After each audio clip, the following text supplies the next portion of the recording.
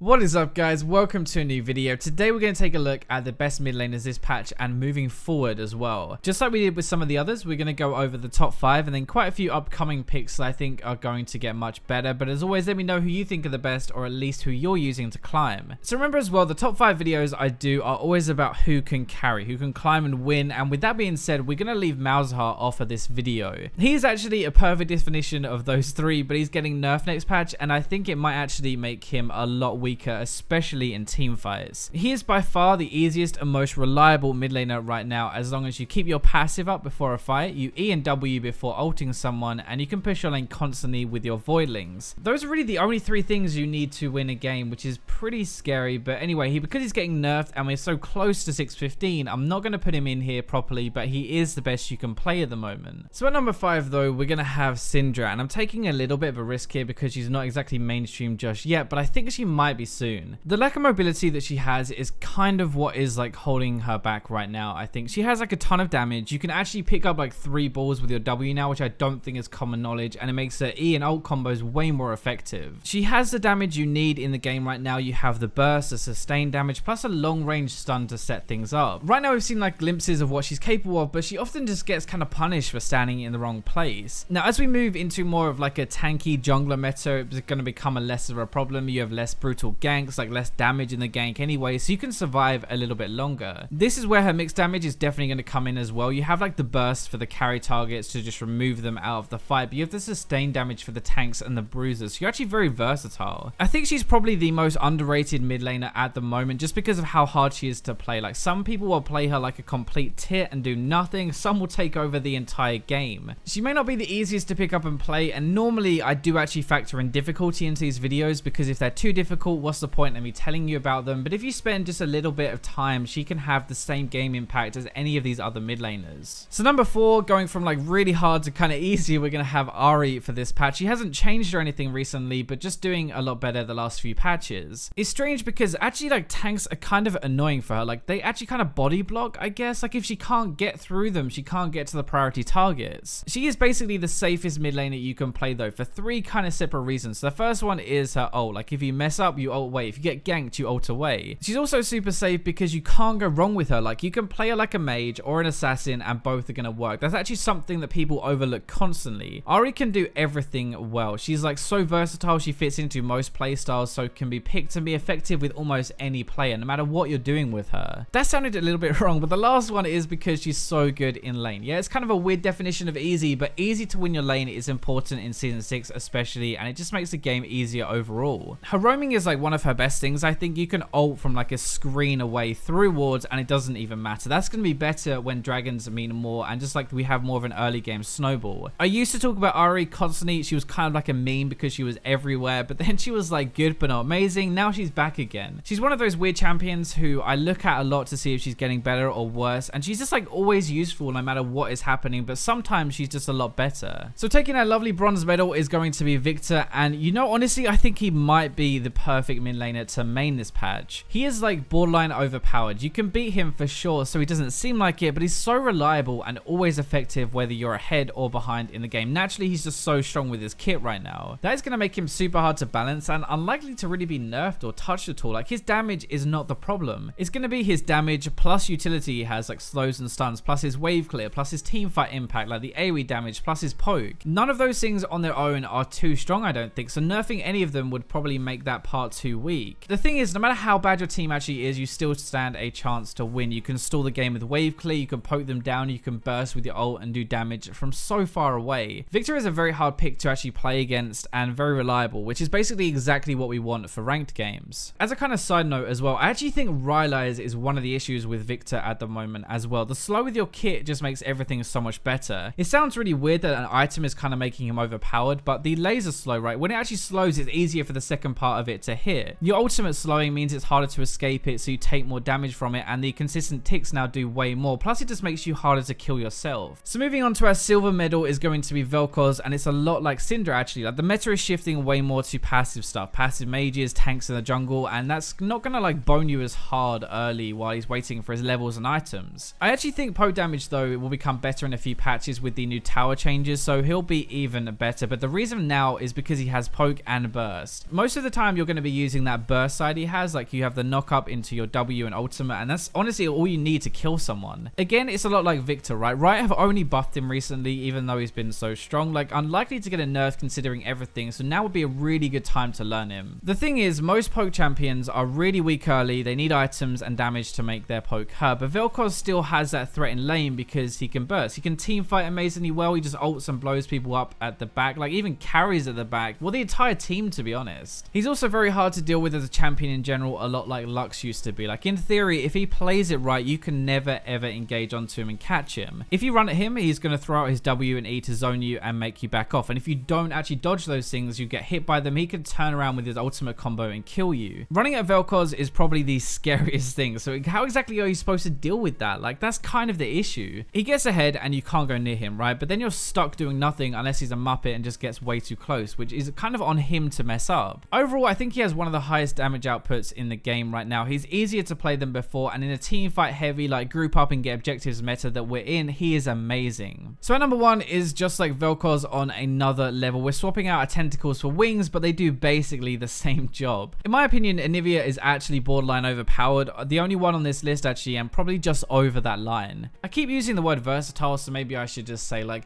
she's very good at a lot of different things. Like you can burst out carries, you can do consistent damage to tanks. Your combos are much easier now since the changes, so anybody can do that E into R combo, which is basically impossible to dodge. Velcro's has a much higher range for sure, but Anivia is just way more deadly for me. Like if you run at Anivia, she's gonna slow, stun, burst, and you're probably dead. Or she'll just wall you if she doesn't really want to fight anything. If you try running away though, she's gonna wall to block it, slow, stun, burst, and you're dead. That doesn't really leave you with much, does it? Like you can't run away from her, so you can't run at her either. You kind of just have to stay away from her. I guess the big stuff at the moment that's making her like number 1 for me is one, her wave clear. Like even if you get behind, they can't take towers, which is how the game is actually snowballing this patch. You get tower gold and you use that to kill people. You have damage from behind or ahead, so on any target type as well. And for team fights, like you can zone, you can damage, you can stun, and you slow. You do a lot more than just kill things. The thing with Anivia is you're very cooldown burst focused, so you have that kind of initial burst with your E, and then you have to wait for the cooldown again. If you can abuse that cooldown waiting time by killing everyone else, then she's not going to be able to carry, but that's not easy to do. Anyway, so just like my other top 5s, I have a bunch of others who are getting better and better that I want to talk about, but I don't want to make this video too long. So Gangplank is normally a top laner, right? And still actually probably better in the top lane. He's just becoming much better in the mid lane as well. The more tanks we have in the jungle, the less ganks we have. Kind of a pattern here, right? And farm mages as well is less pressure on you early. GP just wants to farm up and get his items a lot like an AD carry, and in the same way, he doesn't really want to fight early unless he has to. In the top lane, it's like an island right now in this patch. Like you can just sit there, you can farm, and you can ult around the map. That's why I say he might be better there. In the mid at the moment though, versus these kind of mages, these barrels are going to hurt earlier into the game, and it's a shorter lane, so you're kind of more protected in a way. I think GP is just on the brink of becoming overpowered. Like to be honest, he's already OP for me when you've learnt him, but now most people are catching on to it. Also, there are so many builds to try right now, but I love this heavy AD, Triforce, Ghostblade, Sterix, and Last Whisper. It's more reliable than the crit version, and it's a lot of damage. So Lux is another one, and maybe actually a good answer to Anivia. Anivia is very deadly up close, but Lux doesn't have to get close. She's one of the very few poke champions that can actually do very well at the moment, but I think poke is getting better overall anyway, and she'll take her crown back as one of the best soon. She has these better matchups right now, and also the game is more about towers and sieging, which just makes Lux better anyway. Those are going to be the main reasons. She can still one-shot people. You didn't really ever lose her damage at all, and you just have to be careful you don't get screwed in lane, especially like against Anivia. Yes, you can poke her down later, but if you get close to her in lane, she's going to one-shot you. That is the only part that doesn't really fit in this kind of meta at the moment. You're weaker earlier than others, and lane phase does mean more. Kennen is like the opposite. He's one that is like the most irritating little turd to play against. It's just crazy. One moment is going to be fine, happily farming. The next minute he proto belt flashes on your face and you're dead. His ult now is better on single targets. Proto belt is like a way to get in without flash or just further with flash as well. And your damage is literally off the charts at the moment, but also kind of just like item builds. Abyssal is reducing magic resist around him, plus helps against like an AP target, which is perfect for his ult and mid lane. Rylai's, your ultimate is going to slow everyone and you're tankier. Zhonya's is more defensive now and cooldown reduction for more ults, plus the stasis with your ult. Cooldown reduction used to be hard for him to build, but now he gets it on his usual items, and like the more poke champions come in, the more I think Kennen actually might come back up to all in them and kill them. Okay, this might be the last one. I'm just keeping an eye on the time, but Brand is another one that I think is a lot better than he gets credit for. He has some very obvious weaknesses like no mobility, but he has a lot of good stuff, and hey, who knows, maybe they'll give him a passive or he can't be damaged or locked down like Malzahar. Alright, Assault aside, he has a good lane phase, a lot of kill potential actually if you can line up a stun. Not the easiest thing to do, but his poke damage is strong even early, and he can push people in very easily. Your passive is like so overpowered in teamfights, like getting that popping off with a good ult is basically game changing, and this is just a fight over for them. It'll be so much damage. Your items are in a good spot as well, like especially Bright Eyes and the Andrews. That seems to be what most people are going on him, and that combo, like that burn plus his passive burn plus Deathfire Touch is disgusting. Overall, like being immobile definitely sucks in this meta, but he has enough damage to make up for it, I think, and he's actually very good against tanks. Anyway, I hope you guys enjoyed the video. Remember to leave your picks down below, but that's going to be all for this episode, so let's go to the robots.